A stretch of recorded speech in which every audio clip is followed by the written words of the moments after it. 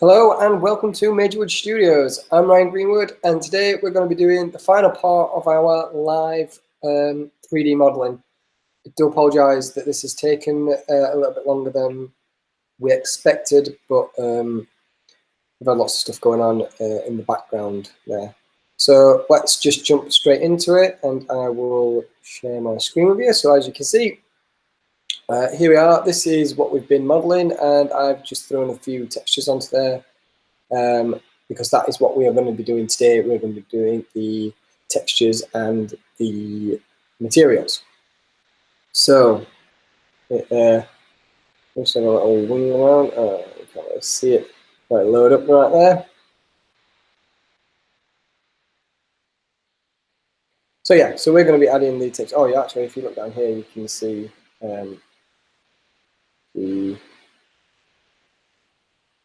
material was there. That's the red material that's been used. So I haven't actually added any material to these plates yet, and that's what we're going to do right now. And basically, the way that I create this material is the way that I've created all the materials, and you just go in and you create whichever materials you like and add them as we're going to do right now. So we are all going to make one, but like I said, it's transferable skill. Once you've done one, you can do pretty much all of them. So I'm just going to select one of these panels here, and as you can see, there's no actual material on there. So a good thing to have as well is a texture, the texture that you want to use. So I am actually at the minute just looking for the one that I'm going to use for this example. I've got mine from texture.com, which I think is a really cool website. They don't pay me to say that. But yep, so I got my textures from there, and you just log on, create your own account, and you get so many free textures, which is pretty cool. This is the texture that I'm going to go with. So we're going to make all the panels out of this texture right here. Cool. So all I've done is I've just opened up this window here, and on this little drop down menu here, I've gone to the node editor. Like I say, I've selected on the panel that I want to do. Actually, I'm going to open it up a little bit more so that you can see, and I'm going to zoom in onto this panel. Put that panel there. And I'm just going to shrink this down a little bit. So the first thing you want to do is you want to add a new material to this panel. So you click new, and the material comes up there. You see that you're pretty far zoomed out. So it's the same sort of controls for zooming in and out on your model. We're going to hold Control or Command and zoom in. So you get diffuse and your material output. So that's pretty much your basic material that you are given. We don't need diffuse, so we're going to get rid of that straight away. Just press X. And what we are going to do is Shift A, and we're going to add a mix shader. There we go.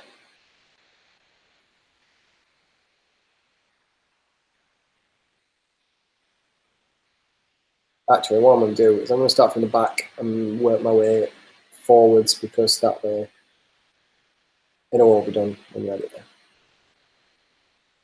there. So first of all, what I'm going to add is I'm going to add in a text coordinates from the input. And I'm also going to add a mapping node, and this is going to help us to rescale and to reposition our texture that we're using wherever we want, basically. So we add, and it's down on converter, I believe, or vector. Vector. There it is, mapping node. And we're going to take generated and plug that straight into the vector there. Okay. And then we're going to add our image texture node. So texture, image texture. we're going to plug this vector into this vector, and now we can just plug the color into the top shader just so that we get, oops, sorry, into the output surface. It shows, oh no, it won't show us anything because we've not opened the texture. So open, and then we want to go onto textures. I'm going to use this texture, which is the one that we selected earlier. Oh,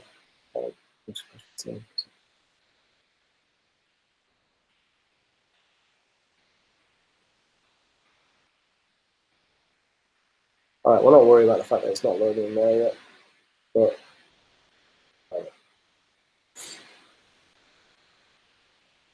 okay, so from this, I'm now going to add in a color ramp.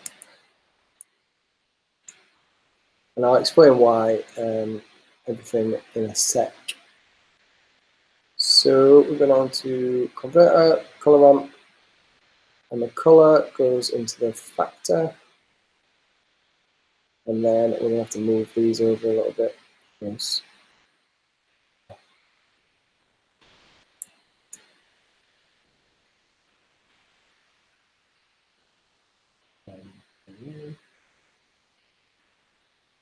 Then from the color ramp, we're going to add in a mix RGB. So color and mix RGB. From the color into the factor this time. Because basically what we're going to do is like you see with the red one earlier, we want sort of like a paint texture, and then that to have sort of chipped off, and underneath you've got sort of the raw metal. So what I'm going to do is I'm going to pick like a sort of grey, slightly blue, not much colour, and then that's going to be like under texture, and then on top, to contrast with the red, I'm going to have it just sort of like a slightly off-white cyan type colour. A bit more green, isn't it? So these two colours look quite similar, but hopefully they'll work well. If not, we can always change them later, and that's the beauty of creating procedural textures in this way, on materials, whichever.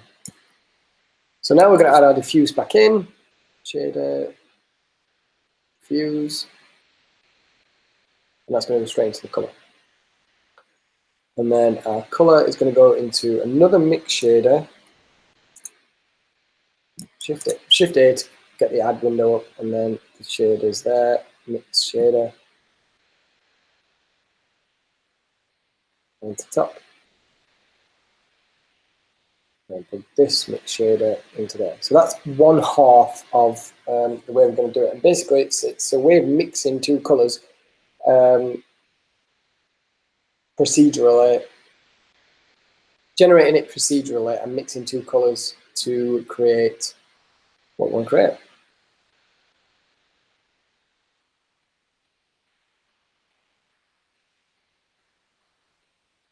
So now we're going to do it on the opposite side. Oh wait, I need to add some layer weight as well here. So if you add an input, we go down to layer weight, and you plug Fresnel into the factor.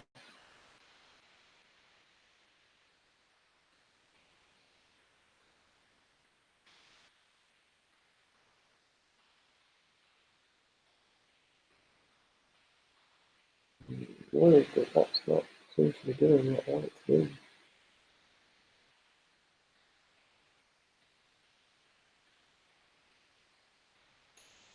Okay.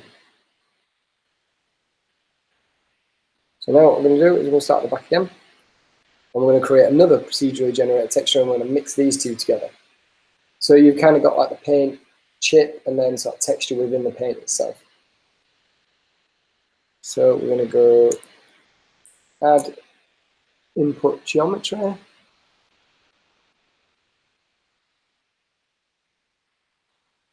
And then we're going to add a noise texture.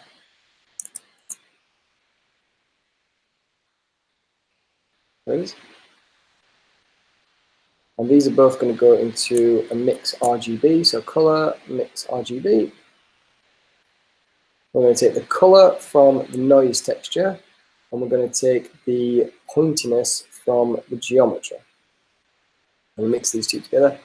And we are then going to alter the scale here. So I'm going to alter this one to 8.5.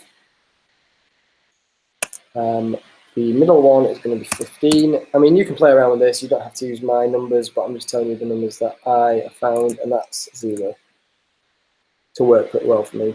And then we're going to change the factor here to 0.308. And then after that, what I'm going to do is I'm going to add in another color ramp. So go to converter, color ramp, and the color of this obviously plugs into the factor, the only one that's an input. And then we are going to add in another mix RGB. And we're just going to take the two colors from above. So for this one, I'll grab my little hat, and it's going to be that one. Oh wait, sorry, I'm actually going to do it, but I'm going to swap them around. So the top one this time is going to be what is the bottom one up there, and vice versa. I'm going to take the color and put that into the factor. And then I'm also going to add a bump at this point.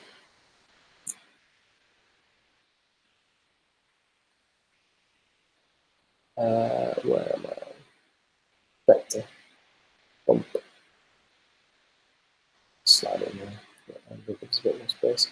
And what we're going to do for the bump, we're going to take the height from the texture that we're using. So we're going to use the color and plug that straight into the height. And again, you can use your own numbers. I'm just using what I know works well for me. So I like the strength to be 0.3 and the distance as well to be 0.3.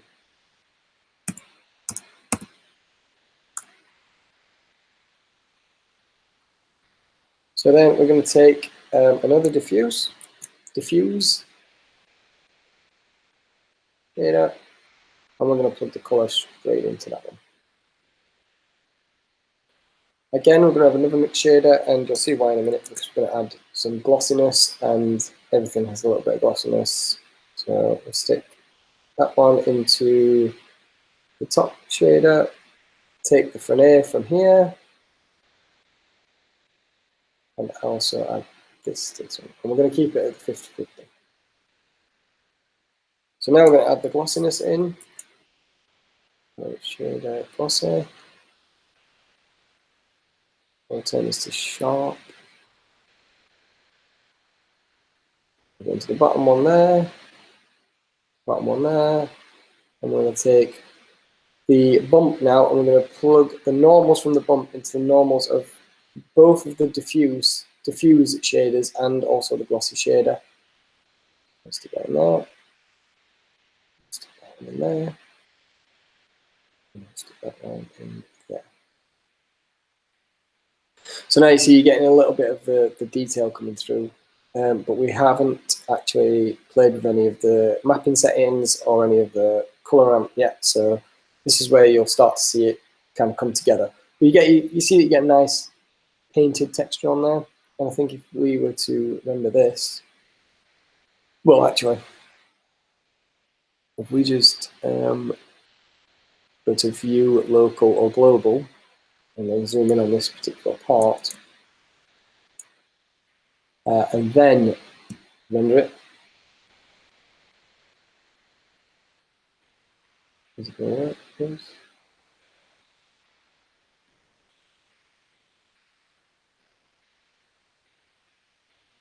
Yeah, so it's a little bit dark actually, isn't it? But you can see that you're getting some of the detail there. That's not a great shot, it's not in the light.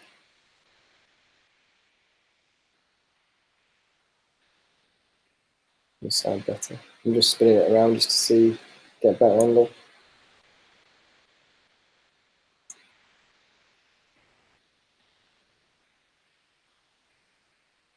No, this is, the sides are pretty dark. We'll leave it for now. or stick with material.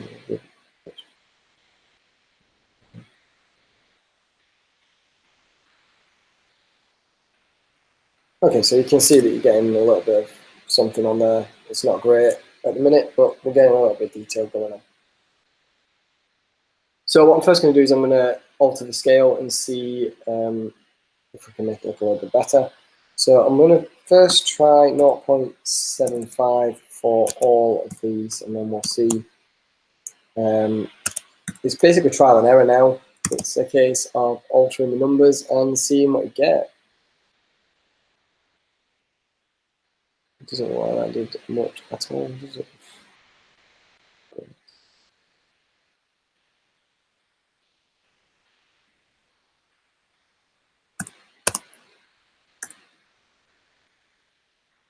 Moving some stuff around.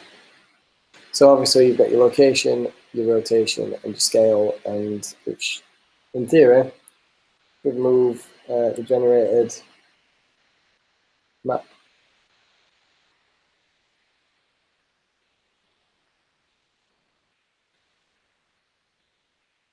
So let's make it 0.5, 0.5, 0.5. I think we need to rotate it as well. So if we rotate it along the X by 90, there we go, it's giving us a better shape.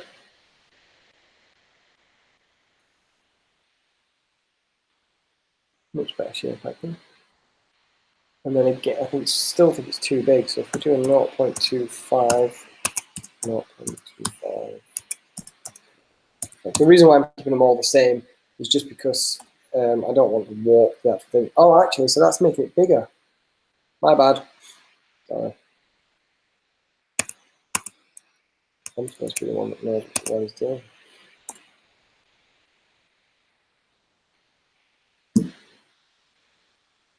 That looks better on there, but then on there, we're getting some crazy stuff going on.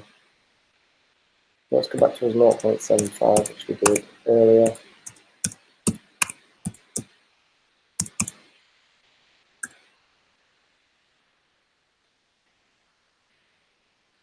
Yeah, I think that's pretty good. Quite like that.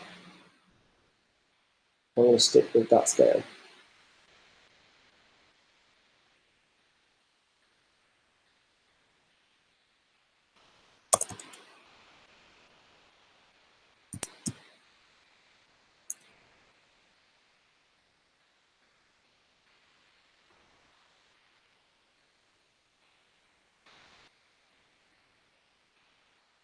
Try and get this bit in a little bit more. So I can move it up a little bit. Move a little bit more.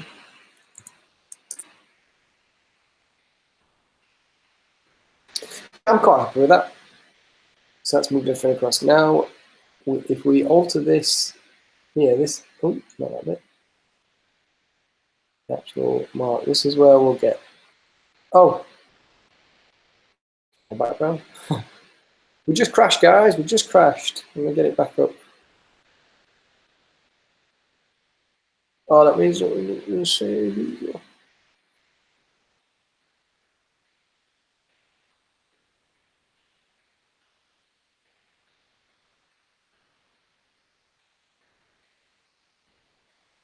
Sorry about this.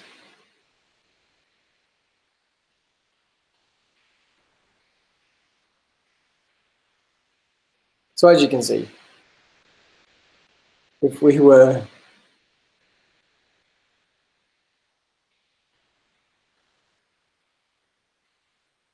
we've got pretty much the same setup going on right here. As you can see, we've got text coordinates, mapping, and basically what happens is if we alter the color ramp here, go down, you'll see that you get the variation of colors changes there. So the wider this is, the more flat it is, or the less the colors are differentiated. If we put it back to where it was, you get quite a nice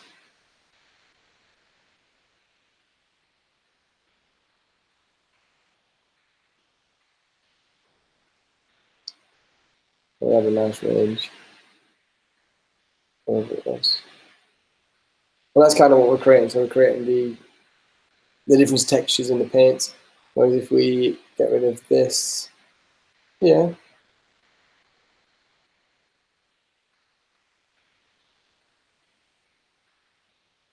Oh, I've messed something up there. Oh yeah, there you go.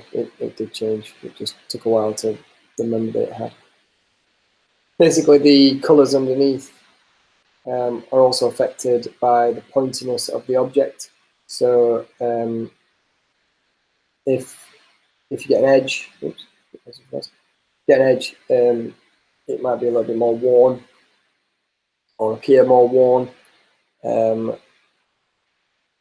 That's what the pointiness bit does underneath. Whereas the top one, like I said, alters this kind of like paint crack texture.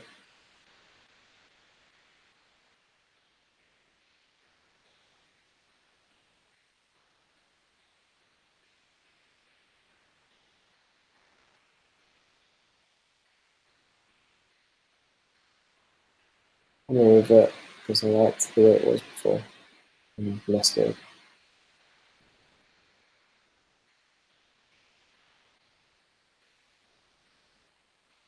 So yeah, and it's just like I said, it's just a case of trial and error.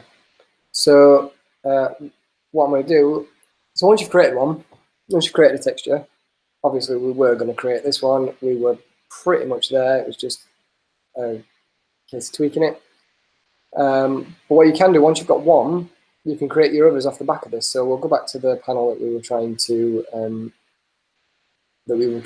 create earlier before we crashed. And if you click on this little icon here, you can find your texture. So mine, I believe, is SS Red. This is for salvage ship red, warm paint, warm red paint. It updates it straight away, but we obviously don't want the red paint. So if you click this this number here, you'll get warm paint 01. So what happens is that number basically meant that if you altered anything, you would alter it for all the selected parts of the model that already had that texture applied. However, what we want to do is we want to create another texture, so I'm going to rename it. So that's what happened. When you click that number button, you basically create another texture, you duplicate that texture, and it gives you the 001 at the end. We don't need the 001 because I'm going to call this base paint. Base. And basically what I'm going to do is I'm going to zoom in, and all I'm going to change the texture to the texture that we wanted to use.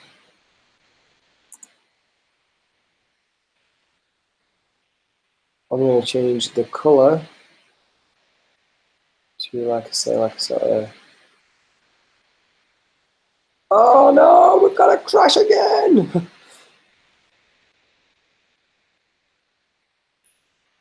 Oh, this is not good, guys. Not good. But you get the idea. You change the colors, you change the textures, you copy that, and that gives you that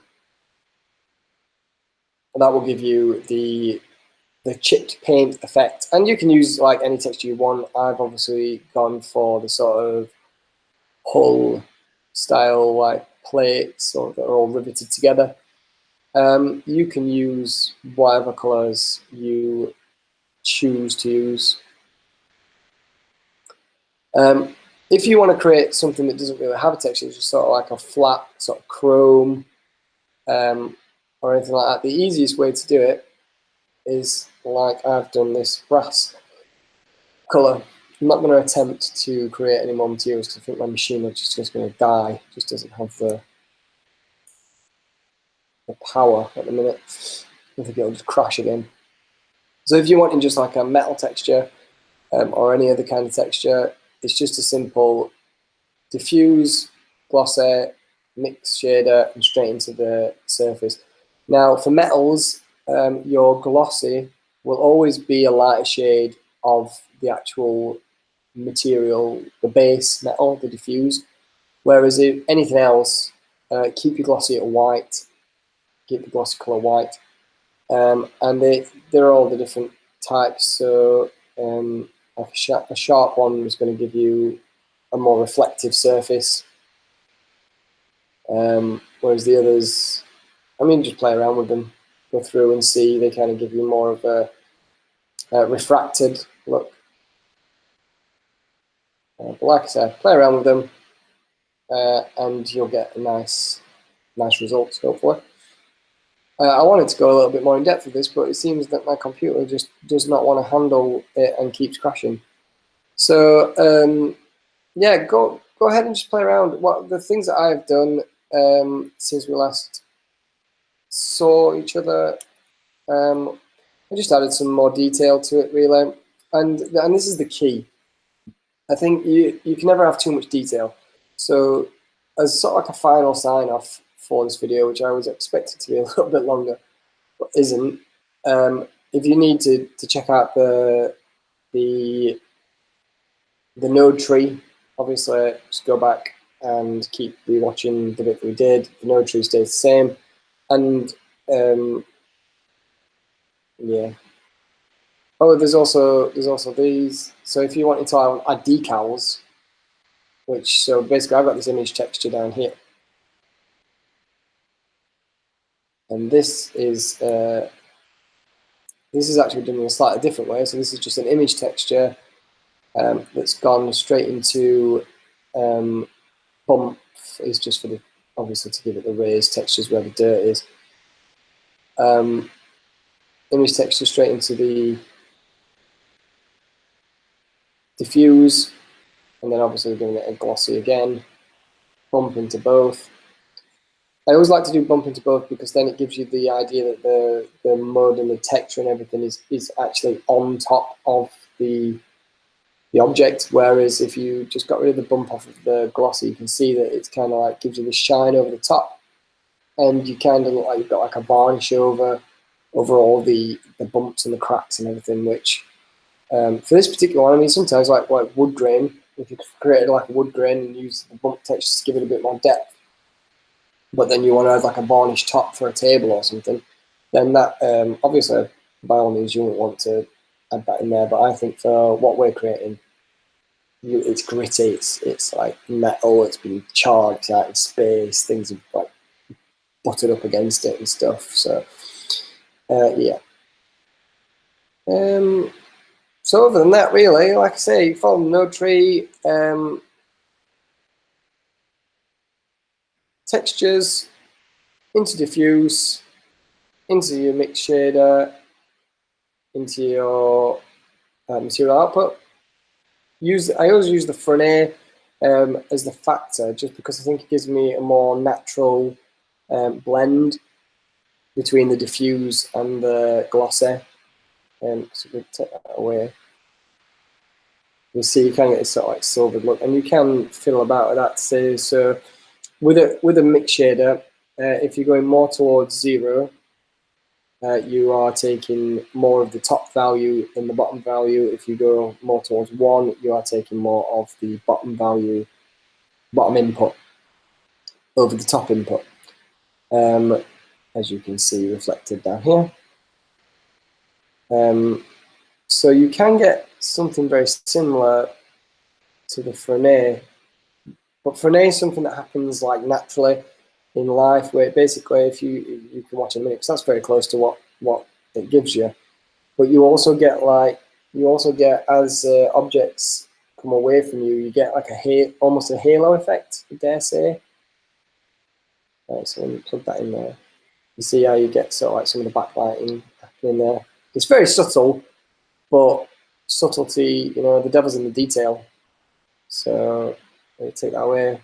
So if you kind of watch around here in the shadow area of the quarter tones, boom. So you get just a slight little bit more light, and it just adds to give it a bit more realism. So unfortunately, that was a very short and very crashy video. I wanted to give you obviously a better look at that. I can try and give you a quick render and just have a quick thought just to see if it gives us a decent image of the ship. Watch it be the wrong frame. Here's frame 1. Yeah, we don't want this. Sorry. We don't want that. Because if I'd have rendered that off, you'd have got that shot, which isn't going to give us much. So, go around. So if you've been following along, you should have got something similar to this. We've got I've animated the camera, obviously, and the crane arm. Also added in these things. Like I said, detailing is key, and it's just a case of going in and just keep working at it and working at it and working at it. And the more detail you add, the more little, and even if it just makes sense to you, if you just have a reason for putting something in there, you'll find that it really sells it a lot more. And yeah, just keep detailing it, keep adding in, and then the textures, like you say. A good way of texturing something and making it multi-layered is by just adding in those little details, and each little detail obviously has its own little material, its own little texture, and then that gives depth to the model itself. So that's really what you're wanting to create is the depth. The fact that there's multi-layers to this model, and all the different components are all working together. So yeah, that's your aim, really, to make something look as realistic as possible. But yeah, I'm not going to try and render it like I was, because it's probably just going to crash. I hope you enjoyed this. We're going to go back to doing some more shorts and stuff on this channel. But if you guys would like some sort of tutorials, possibly not live ones, because it just seems to be a little bit too temperamental and long-winded. I can just like pre-edited ones. I find are a lot easier and a lot more distinct and to the point. So if I am going to do any more tutorials, if you guys want any more tutorials, it is probably going to be those type of tutorials rather than these live ones, because I just find them, like I say, a little bit temperamental, like we've just found today with crashing and whatnot. So yeah, if you want to see some more tutorials, let me know below, and I'll do some pre-recorded tutorials. It doesn't just have to be on 3D modeling, it can be on compositing or just like practical effects and stuff. I know that we haven't really shown any of that sort of stuff, but we are, like I said, behind the scenes working pretty hard at creating some more shorts and that sort of thing. So hopefully keep checking us out. If you like this video, give us a thumbs up. If you're new here, check out some of our other videos, and please consider subscribing. And I will check you guys in the next video. High five.